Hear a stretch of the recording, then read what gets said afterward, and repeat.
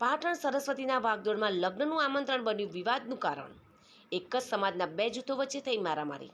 બંને પક્ષના 5 લોકોને ઈજા, 14 સામે ફરિયાદ.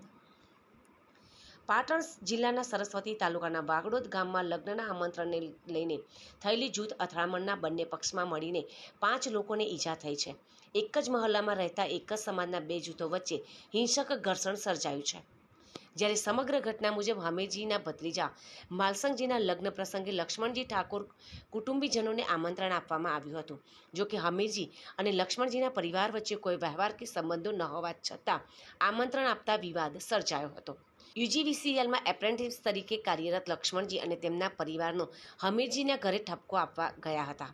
જ્યારે આ દરમિયાન બંને પક્ષો વચ્ચે તકરાર થતાં મામલો બીચક્યો હતો. બંને જૂથો વચ્ચે કટાર અને દોખાતી મારામારી થઈ હતી, જેમાં લેબુજી, લક્ષ્મણજી અને તારાબહેન સહિત પક્ષના લોકોને ઈજાઓ પહોંચી હતી.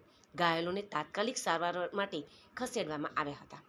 આ બનાવ સંદર્ભે બંને પક્ષો તરફથી સામસામી ફરિયાદો નોંધાઈ છે. એક તરફ હમીરજી સહિત 7 વ્યક્તિઓ સામે ફરિયાદ નોંધાઈ છે, તો બીજી તરફ ભારતીબહેન હમીરજી ઠાકોરે લેબુજી સહિત 7 જણા સામે પણ ફરિયાદ નોંધાવી છે.